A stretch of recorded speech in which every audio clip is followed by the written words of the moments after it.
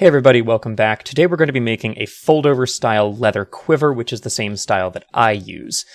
This is my personal quiver right here, and we're going to make one that's very, very similar and uses the same pattern. Let's get started. We're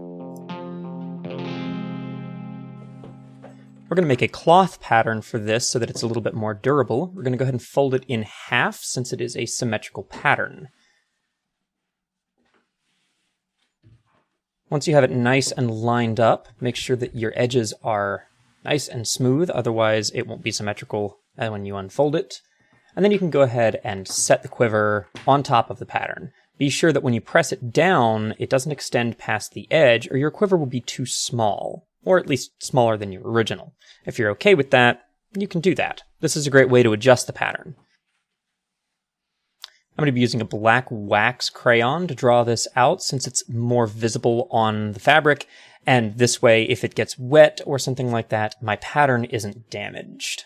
You're welcome to use anything that you like, though, from markers to pencils, whatever. Be sure to trace around the entirety of your pattern and get all the way to the folded edge, otherwise you might not be able to see it once you start cutting it out.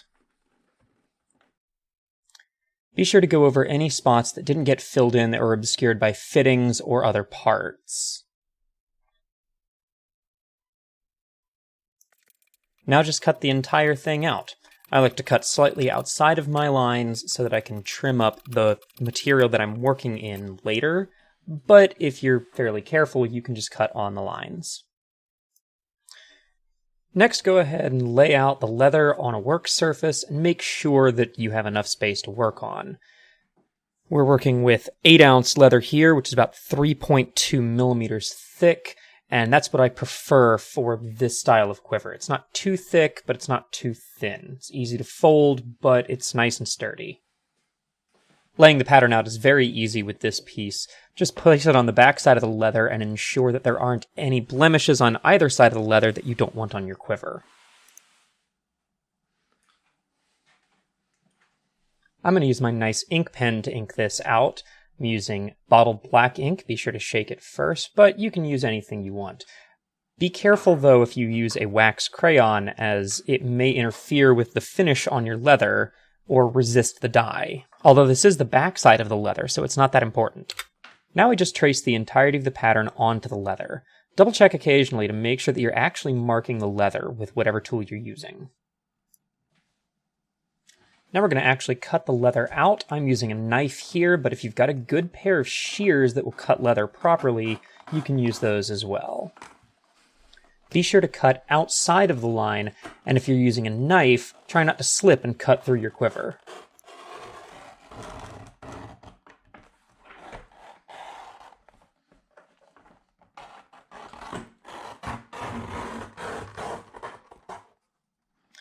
Next, we're going to cut exactly on our lines, being very careful not to accidentally do that and cut inside of our quiver. We can fix this later, but if you cut too much off, it's a bit of a pain. Sometimes you may have to cut along the same line twice. You can see here I'm sliding a knife down a spot where I've already cut to ensure that I get through all of it. This can be mitigated with using shears, but I find it easier to use a knife.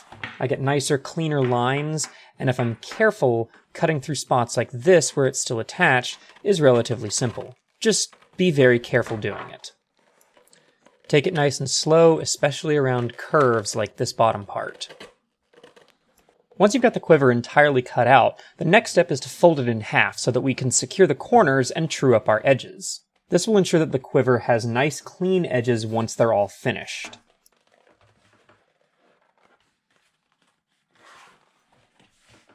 If you're using thicker leather like me, you may have to hit the edge with a mallet a couple of times in order to establish that fold. This will be helpful later when we are actually forming the leather quiver into its final shape. You can see a couple spots like here and all along this spot right here where the edges aren't actually the same to each other. Once we get the rivets in the corners, our edges won't slide and we can trim this off. Be sure to check both sides of your leather to ensure that you are actually truing everything up and not just making a bigger mess. I'm going to use a tool called a wing divider, which looks like this, and I've set it about this wide, about the width of my pinky nail, to establish the line on which I'm going to punch the holes for our stitching. When using a wing divider, one arm of the divider will ride outside along the edge of the leather. The other arm will leave a mark on the leather as long as you're pushing down hard enough. Try not to slip or score the leather in any way that you don't want, and just take it nice and slow. Keep a nice even pressure so that your line shows up the entire way down the leather. Next, we're going to punch a couple of holes to help hold our part together while we stitch it. I'm using a granite block as a backer for this, but you can use anything that's sturdy and heavy. A block of wood, an old cutting board, pretty much anything that's about that weight. This is a 5/64 leather punch that I'm going to be using to make some rivet holes in our corners so that we can hold our part together. If you're using a stone block, be sure to use something like rubber as a backing so that you don't damage your punches. Be sure to line your punch up on the guideline that we made earlier and then strike it several times, driving it all the way through the leather. After punching, you should turn your leather over and look to make sure that the punch actually came all the way through, at least for the first couple of punches. So I've got a couple rivets here that are the same size as the holes that I just punched. We're just going to go ahead and push these through, but not set them with the backs. Sometimes you may need to open these holes back up a little bit if you've got a small punch like I do. And once the rivets are in, they will hold our quiver shut so that we can punch our holes and trim our edges without worrying about them sliding around. This is a 4-in-1 stitching punch that I really like to use when I'm trying to get a lot of stitches done. It's very helpful for going very fast. Just set it on your guidelines and strike it with a hammer. In this case, I'm having to use a heavier hammer because my wooden mallet isn't heavy enough to actually punch this through the leather. One thing to note about using a long punch like this with multiple punch heads is that it doesn't actually turn corners very well, so you may have to use a smaller punch, like a 2-in-1 or even a single punch, in order to turn sharp corners or really tight curves. To keep your spacing nice and consistent, take the closest punch head to you and register it in the last hole that you punched. This way everything will line up very nice and even. Once you get to the end, you may notice that you don't have enough space to fit the whole punch. If this is the case, you can back the punch up a couple of holes to get it to fit. It's very important that you don't punch a partial hole off the edge of the leather, so keep that in mind as you're working that out. As I open up the quiver, you can see that the punch doesn't go all the way through. It's left these marks on the other side, and we can use those as a guide as we punch our holes. It's going to work the exact same way as the first part. A bit of important tool maintenance. You may notice this mushrooming or spreading of the top of your tools if you strike with a metal hammer. This one has already had that removed with a file, and it's very important to do that regularly, otherwise the ends may crack or chip or throw metal pieces across the room. Once we get the last set of holes punched, it's very important to check and make sure that none of them are misaligned or sticking off the edges. Go around the entire side and make sure everything looks good, which in this case, it does. Next time I think I'm going to leave myself a little more room so that when I clean up my edges, my stitches aren't so close to the edge. Now we're just going to take a couple more rivets and really make sure that this edge is secure. Remember not to set these rivets with the backs, otherwise we won't be able to get this back apart and the rivets will be in really, really silly positions. I usually do the corners and then stick a couple more rivets in places where the edges are really long and there's a lot of space between rivets. This way I ensure that all of my edges hold down really well. Once everything is secure, we can go ahead and start trimming these edges so that everything will look nice. Again, I'm just using my knife, but you can use anything that you want. I recommend using a knife because it'll help you get nicer, cleaner edges, though. Once you get all the edges trimmed up, it's important to go back over them and make sure they look good. This area is nice and clean and fits together very well. Same with this spot right here and all the way down the line. Feel it with your fingers to make sure that nothing feels like it's sticking out or that you have sharp edges. The next thing we're going to do is bevel the edges, so open the quiver up and remove all of the rivets. This is the beveler that I like to use for this project. It's a number 3, so it's a little bit wider than I would normally use on leather this thick, but it gives a really good edge, so I'm going to use it for this project. Using a beveler is very simple. Just make sure that the blade inside is at a 45-degree angle to the surface of the leather and slide it down the edge. It'll trim off this nice thin piece of leather and leave you with a nice rounded edge. We want to bevel all of the outside edges of our piece, but not the inside edges. This way, when we meet the two edges together and stitch them, we can burnish the edge and the seam won't be visible. The exception to this should be the opening of the quiver. There's no seam here, so we want to bevel both sides. This way, all of our edges will look the same, nice and rounded. Now that our edges are beveled, we can move on to decoration. This area right here is where I tend to put decorations on quivers, and this quiver is not for me, but for a friend. They've sent me this image of a fleur-de-lis, and I'm going to place it about right here. I think that will look best. If we place it too high up, like up here, the muffler that sits at the top edge right here will make it very difficult to actually see the carving. So it's better to move it down where it's actually visible and not covered by fur. If you're not doing a muffler, you can place your images at the top, but I prefer mine about right here. To transfer the pattern off the paper and onto the leather, the first thing that we're going to do is move it out of the way and get the leather a bit wet. We don't want it soaking wet, but we do want some actual water on there. You can see the color of the leather is starting to darken. We're actually going to let this dry for a little bit after we get it completely covered. You don't have to cover the entire thing at this point, just the area that you're working on. Now that the leather has dried a little bit, we can place our pattern back on and using some sort of scribe, trace the pattern onto the leather. I'm using a ballpoint tip on my nice quill pen, but I haven't dipped it in ink. You could also use a pen or a pencil, or pretty much anything that has a very similar point on it. Be sure to trace all of the outside lines.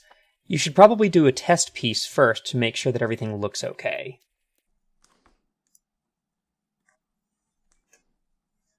Once you're done, you can lift the pattern off and take a look and make sure that everything looks good underneath. Next, we're going to start cutting in our design with the swivel knife. These can be tricky to use, so I recommend practicing first. Just slide the knife down the lines that you're working on and try not to overcut.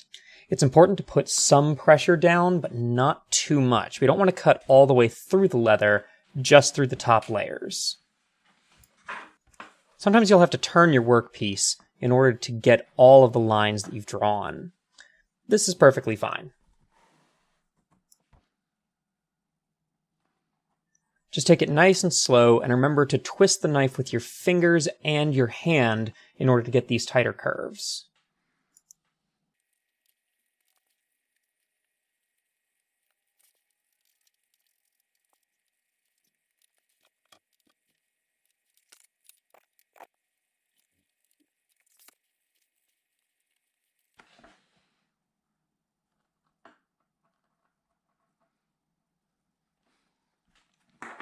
Looks good. Now we're going to go around the outside edges with a beveler. I've chosen to use a smooth beveler, but you could use a textured beveler if you wanted to. Remember not to do any inside edges yet. We're just going around the outside. Now that we've finished with the outside edges, it's time to go ahead and do the inside edges. This part is slightly more complicated because we want to bevel the edges in a way that it looks like certain parts of the image are on top. This band right here does need to be on top of the rest of the piece, so I'm going to bevel the edges on the outside of the band. This will make it look like it's on top. Here we're going to do the same thing with the center point of the fleur-de-lis. I want it to be on top of the other two pieces, so I'm going to bevel the outside of that. It's very important when you're working with the beveler to keep the tool straight up and down. Some people even lean it slightly towards the line that they're working on. This stops you from getting a hard edge at the outside edge of your beveling and making it look like it has a border instead. If your bevels look kinda lumpy, like mine do, after you go ahead and tap your bevels in, you can actually take the tool and rub smoothly over the bevel, and that can help smooth it out a lot. You can see me doing that here. Once we've got our bevels all done, we can go ahead and start working on our fittings. The bevels look kind of lumpy right now, and I actually went back and smoothed them out a little bit more, but it'll also look a lot better when it has some dye on it. Next up, we want to cut some straps, and I'm going to use a strap cutter for this, so I have to figure out how wide I want them to be. I'm using my wing divider again to measure about how wide I would like my straps.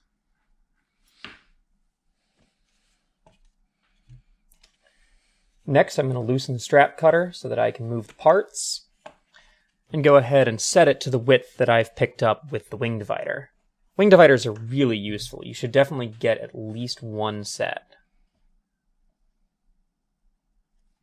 There we go. I do have to adjust it a little bit to account for the width of the wing divider, as you can see here. That's the actual line. And we'll just go ahead and get that lined up.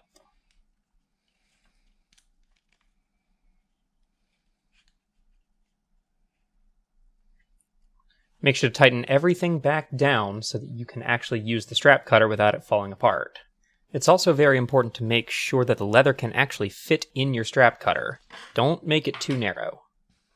Using a strap cutter is very simple. Just insert the leather, make sure it's pressed up against the actual strap cutter, and slide it down. You'll get nice, perfect straps every time. They're definitely worth the investment.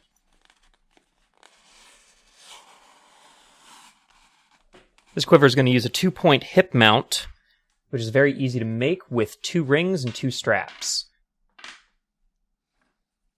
To set it up, just take the rings and capture them with the straps like this. Then they'll be sewn in along with the seams. To actually make them look good, we want to trim the straps to the correct length. I'm going to go ahead and get a nice square end on one, then I can measure from that end to the actual length that I want to use. Just slide the ring in and go ahead and take a look and see how it's going to look. We want one leg of this to be inside the seam, but not both. You'll see how it sets up in a minute. I've got a line marked on here for where I think I want to cut the strap. Unfortunately, this was a bit too short, and I ended up having to make a second one.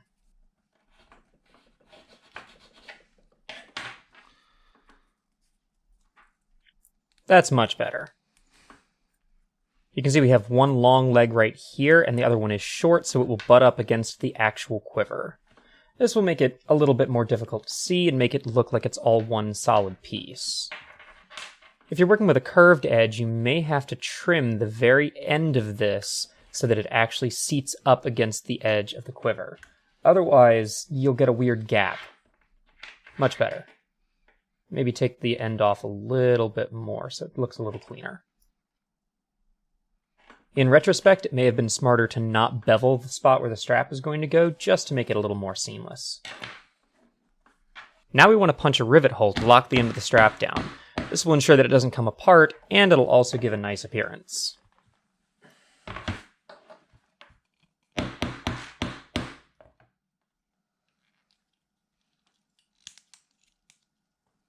Once you've got the hole punched, it's important to actually put a rivet in and make sure that everything fits together. If it doesn't, you'll have to cut a new strap. Once you're done, remember to take the rivet back out. Be sure not to set it.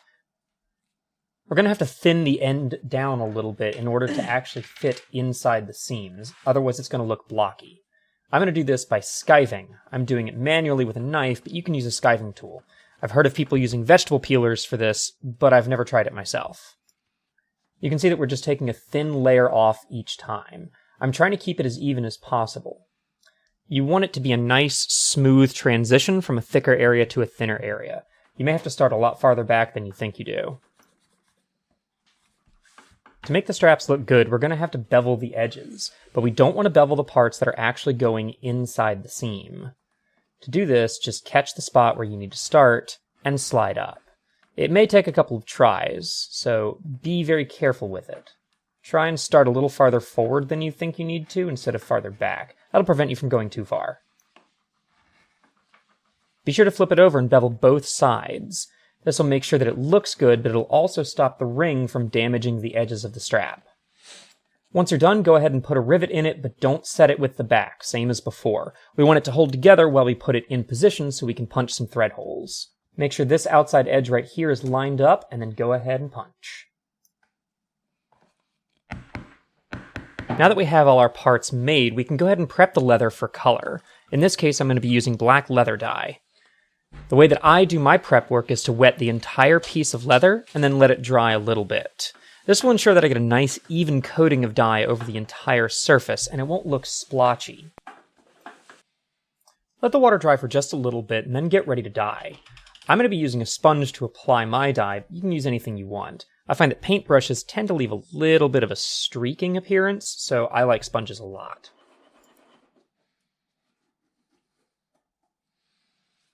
Apply the dye to the leather in nice, big, even strokes. We want as much even coverage as we can get. You can see I've dyed over the design that we put on the leather earlier.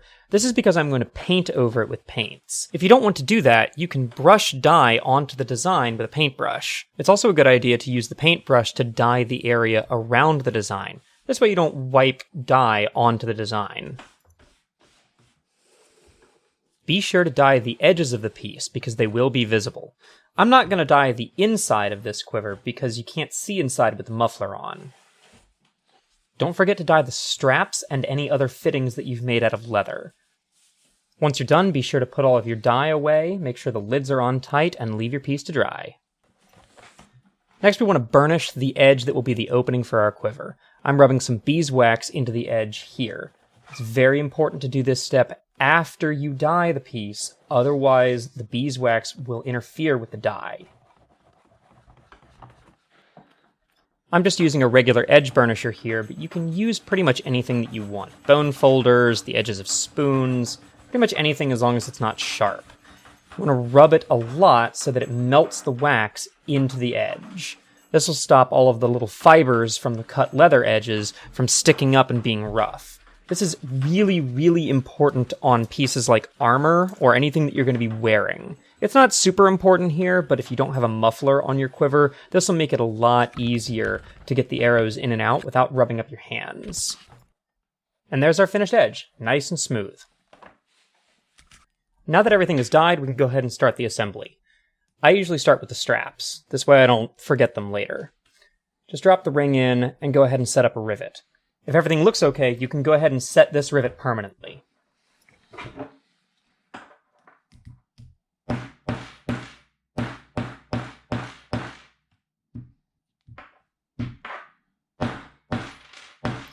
You can see I accidentally hit it with the edge of the hammer, but it doesn't look terrible.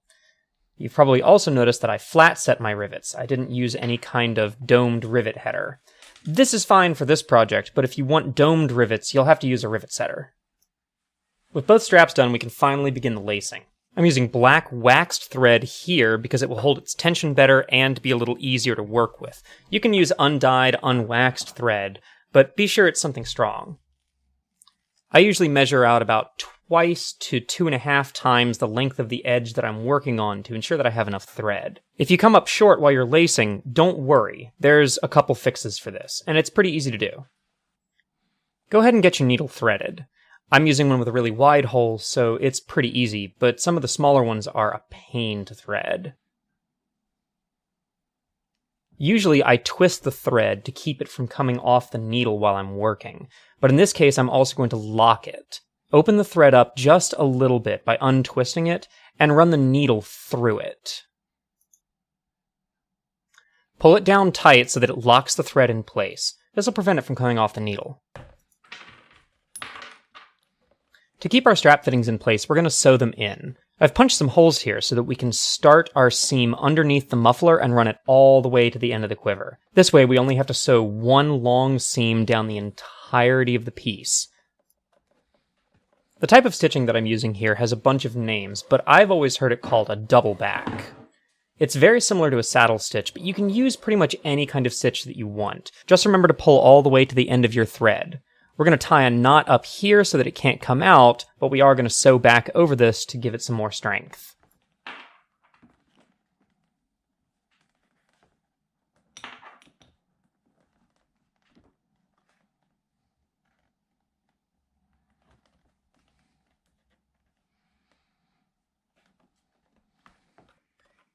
Now that it's locked in place, we can go ahead and stitch the entire seam. I recommend stitching through any parts that have weight-bearing fittings, like these strap holders, more than once to ensure that they're very strong.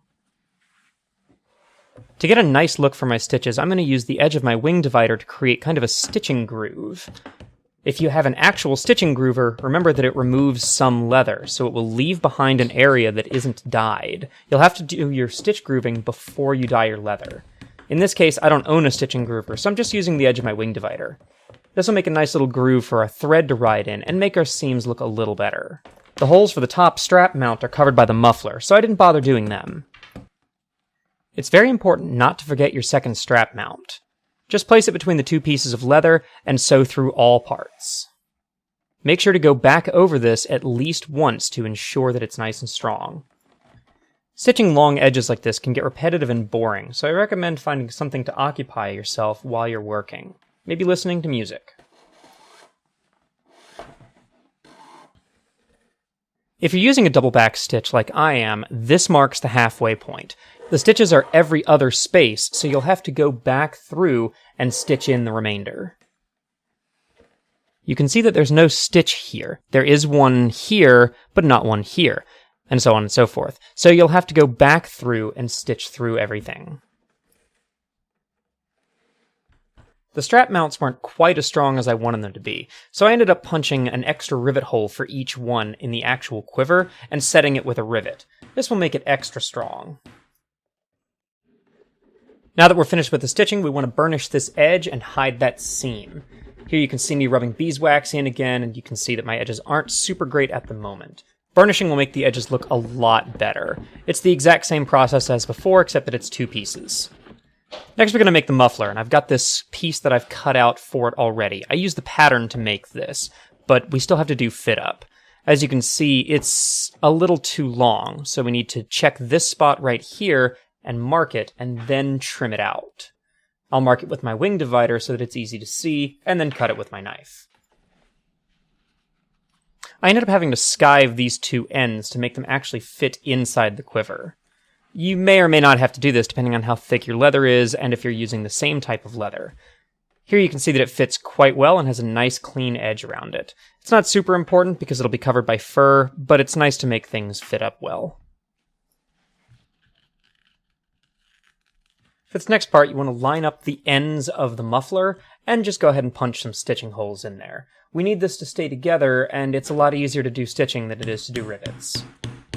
You can go ahead and stitch the muffler together so that it'll stay. We are still going to punch holes in it to hold the fur on, but that can be done after it's stitched together. Some people find it easier to do it before, but I find it easier to do it after. To get the fur to stay on, we're just going to punch a couple holes and run some thread through. You don't have to do full stitching on this. I find that a smaller number of holes makes it sit a little better, and the threading isn't super visible from the outside. Make sure your edges stay nice and lined up, and everything should come out just fine. I'm going to be using this gray rabbit pelt to make our muffler's fur edge. I don't need the whole thing, so I'm actually going to end up cutting it in half, but I want to take a look at it on the muffler before I actually start. To start the fit up, fold the pelt in half nose to tail. Then you're going to take the muffler and push the pelt through.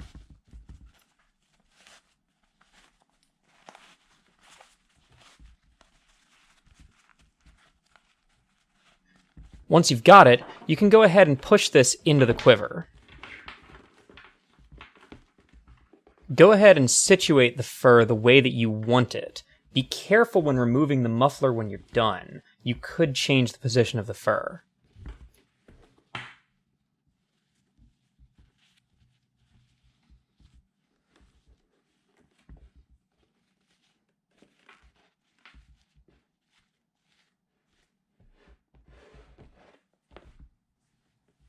Once you've got it done, you can trim this part on the bottom off. Make sure not to cut the top. Very important. You can sew it in with any kind of stitch that you want. I've just used a regular over-under. It doesn't really matter as long as it'll stay. Speaking of which, it's probably a good idea to go ahead and do a fit-up. Install the muffler in the top like this, and then fold over the fur. Make sure it's nice and smooth, and that all of your edges are actually tucked in or outside where they need to be. This is intended to be a tournament quiver, which means it needs to hold 12 arrows.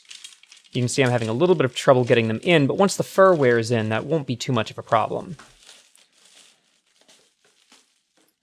And as you can see, it looks like all of our arrows fit, and we can tuck in the ends of our muffler to keep them from rattling around. Now we're going to apply a resist to the quiver.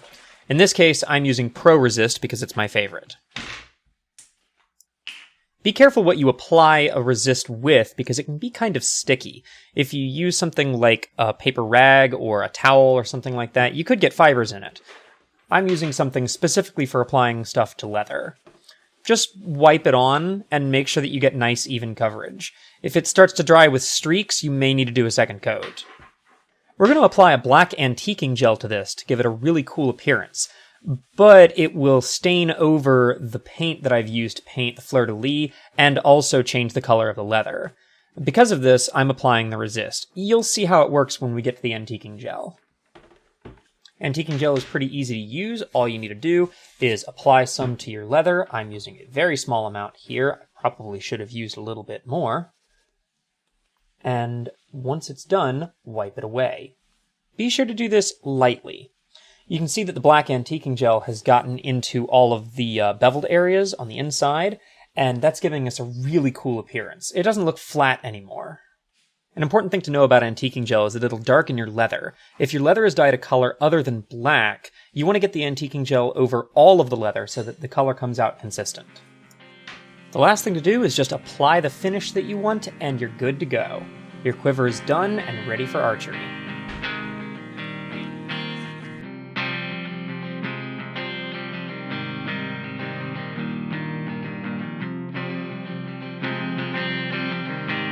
Hey everybody, thank you so much for checking out this video. I hope you like this format. We tried something new this time because there wasn't really a good way to shoot video outside, and I really wanted to make something and show you guys how I make things. So hopefully it was enjoyable. Let me know in the comments, and I will see you guys next time.